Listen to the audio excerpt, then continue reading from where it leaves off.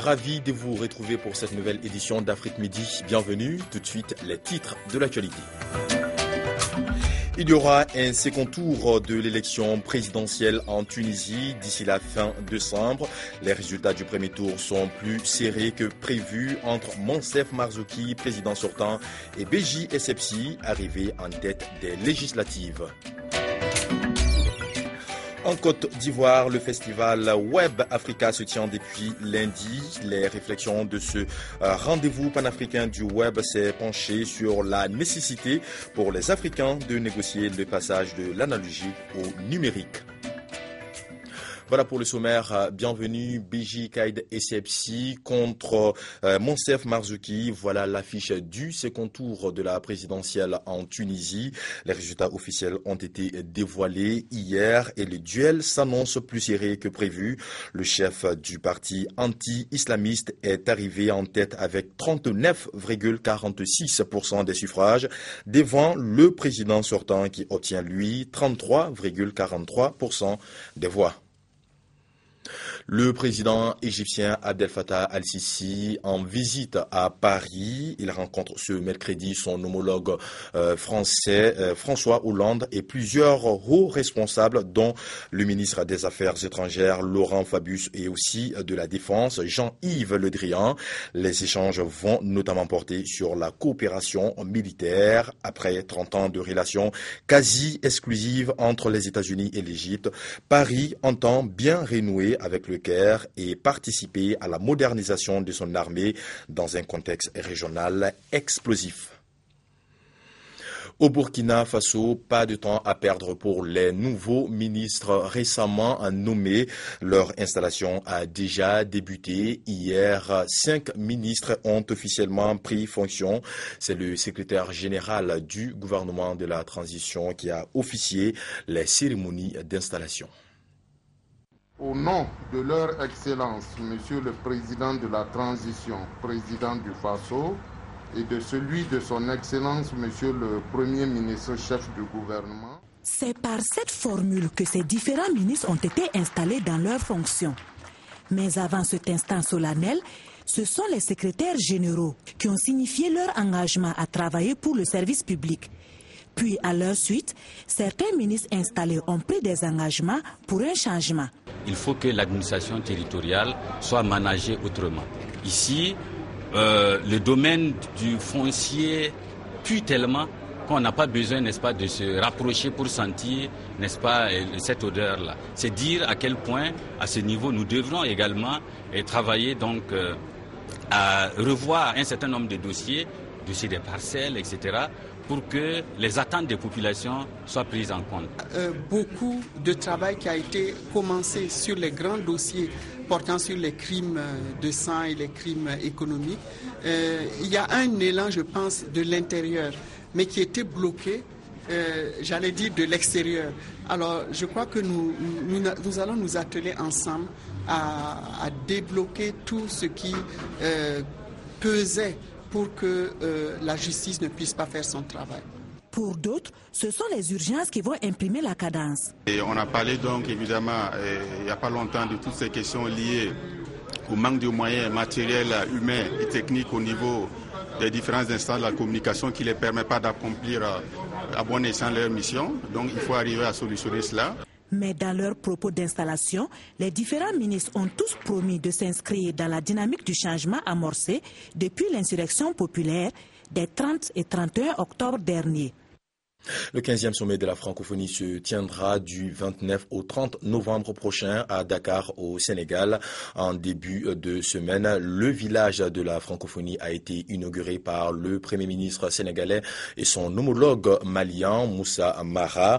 Parmi les activités qui s'y déroulent figurent des expositions, des prestations d'artistes, de la littérature ou encore du cinéma, entre autres. Le village de la francophonie est un lieu de rendez-vous de diverses cultures. Le spectacle est garanti chaque matin.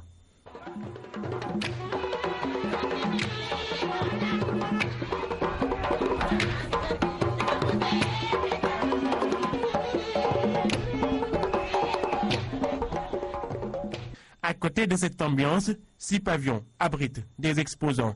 Dans le stand OIF se retrouvent toutes les organisations qui œuvrent pour la promotion de la francophonie. Je pense qu'il y a encore, beaucoup de travail de communication, mais surtout d'attraction de l'espace francophone au niveau des peuples. Dans le pavillon Sénégal, les institutions nationales exposent. Ici, le savoir-faire sénégalais est bien valorisé. L'endroit mérite un détour. Je dis au public de venir visiter le pavillon Sénégal parce qu'aujourd'hui l'exposition que nous avons sur le numérique est une exposition qui offre beaucoup d'opportunités, que l'on soit du secteur privé, du secteur public, qu'on soit jeune à la recherche d'emploi ou qu'on s'intéresse à la culture ou d'autres domaines. Le pavillon retrace vraiment, si vous voulez, les priorités du gouvernement, donc on parle quand même de la vision du chef de l'État, ou quand même l'importance est d'accélérer le développement. Le village de la francophonie, c'est aussi cet espace enfant appelé Ndoumbelane. Ici, beaucoup d'activités sont proposées aux tout petits, lecture, contes, entre autres. Pour nous, notre principale mission, c'est de les inciter à venir dans le bus, lire, comme ça, augmenter ou bien améliorer leur niveau en français. La société civile a aussi son stand dans le village. Des organisations comme la Confémen y proposent leurs activités. Pour les artisans d'art aussi, les organisateurs ont aménagé l'esplanade en vue de faciliter l'exposition. Le Nigeria, de nouveau la cible d'attaque. Il s'agit d'un double attentat suicide commis par 2 femmes sur un marché de Maïdougouri dans le nord-est du pays. Au moins 44 personnes ont été tuées. Ces 2 attaques n'ont pas été revendiquées, mais tout porte à croire qu'elles ont été commises par Boko Haram. Au Gabon, depuis le début de la saison des pluies, de nombreux habitants sont heureux, mais certains le vivent quand même avec un véritable calvaire en raison des inondations liées aux constructions anarchiques et aussi les conduites d'eau qui s'y trouvent parfois bouchées. Les pieds dans l'eau. Les pluies qui tombent à un rythme important à Libreville et ses environs en cette saison hivernale remettent au goût du jour les questions de viabilisation et du système d'évacuation d'eau de certains quartiers. Si pour la majorité des habitants de Libreville et d'Akonda, le beau temps revient vite après chaque pluie, cela n'est pas le cas pour ces familles qui déplorent ces dommages importants. Comme vous constatez qu'il y a inondation, donc le canal il est complètement bouché. Nous on travaille dans les établissements privés, ce qui fait que si tu viens pas 3 fois au travail, on te licencie. Cette immersion forcée dans ces eaux, très souvent pleines d'agents pathogènes, détruit non seulement l'environnement de ses habitants au mètre cube près, mais elle expose surtout leur santé à de nombreuses maladies. Impatiente de voir une réponse rapide de l'État quant à l'amélioration du système d'évacuation d'eau et au sujet de la viabilisation de certaines terres, les populations tentent toujours de se frayer un chemin dans ces eaux qui troublent leur quotidien. Les réflexions du rendez-vous panafricain du web planchent sur la nécessité pour les Africains de négocier le passage de l'analogie au numérique. L'un des temps forts du Salon international Africa Web Festival qui se tient à Abidjan en Côte d'Ivoire depuis le 24 novembre dernier. Africa Web Festival ou quand l'Afrique décide de prendre en main son destin numérique. Durant 3 jours, le Gotha africain du web se réunit sur les bords de la lagune Ébrié. Objectif, tracer les sillons qui conduiront l'Afrique à la révolution numérique. Nous sommes à l'aube d'une révolution qui nous mènera au XXIe siècle probablement. Et les économies de demain, les entreprises de demain seront sous la houlette du numérique, c'est indubitable. Toutes les projections, qu'elles soient faites par de grands chercheurs ou même la Banque mondiale, nous l'indique. Reste cependant à lever certains obstacles sur le chemin qui mènera à ce virage numérique. Ce sont entre autres le financement des initiatives et innovations Made in Africa et la démocratisation des technologies de l'information et de la communication. Conscient de l'enjeu du tout numérique pour son développement, le gouvernement ivoirien se mobilise. Il s'agit pour nos États et pour les opérateurs du secteur privé de prendre à leur compte le potentiel incommensurable que représentent les TIC et de valoriser de la meilleure façon ce potentiel en y associant le plus grand nombre de nos concitoyens. Au niveau de notre pays, la Côte d'Ivoire, le développement des TIC fait l'objet d'une attention constante du gouvernement. Et dans cette perspective, un programme ambitieux de développement de cette technologie est mis en œuvre. Ce programme est en parfaite cohérence avec la vision et l'ambition du président de la République, son Excellence M. Alassane Ouattara, de faire de notre pays un pays émergent à l'horizon 2020. Moment crucial de ce virage numérique, juin 2015, date à laquelle les télévisions africaines devront basculer de l'analogique au numérique. Plus de 2000 participants venus de toute l'Afrique prennent part à ce grand rendez-vous africain du web. Les rues de Ferguson aux États-Unis sous haute surveillance. Plus de 2000 membres de la garde nationale sillonnent la ville. La nuit de lundi à mardi a été particulièrement violente. Des commerces ont été incendiés, une soixantaine de personnes arrêtées. Des émeutes en réponse à la décision d'un jury de ne pas poursuivre le policier responsable de la mort de Michael Brown en août dernier.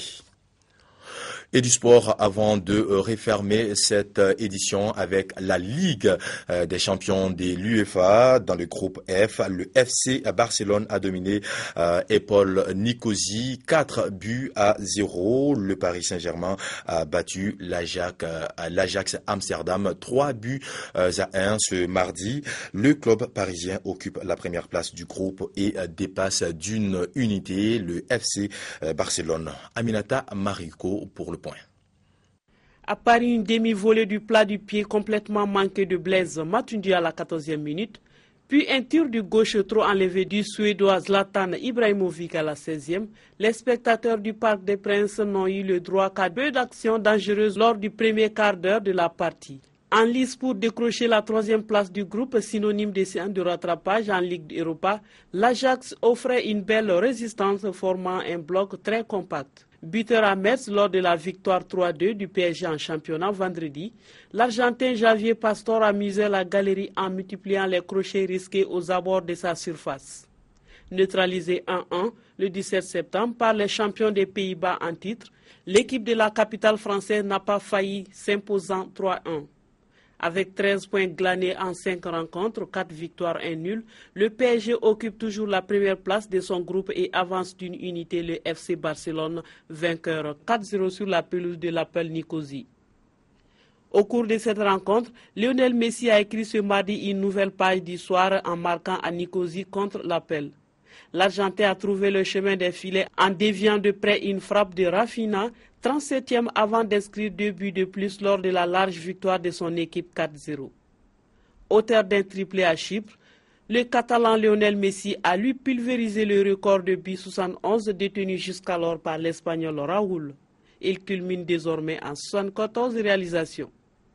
L'attaquant espagnol de 37 ans qui a disputé l'essentiel de sa carrière au Real Madrid. Il devance son grand rival Cristiano Ronaldo 70 buts qui aura à son tour l'occasion de dépasser Raúl à condition d'inscrire au moins un doublé sur la pelouse de Bâle mercredi avec le Real Madrid. Voilà qui referme Afrique Midi. Merci de l'avoir suivi. Restez en notre compagnie. Nos programmes continuent. À très bientôt sur notre chaîne. Au revoir.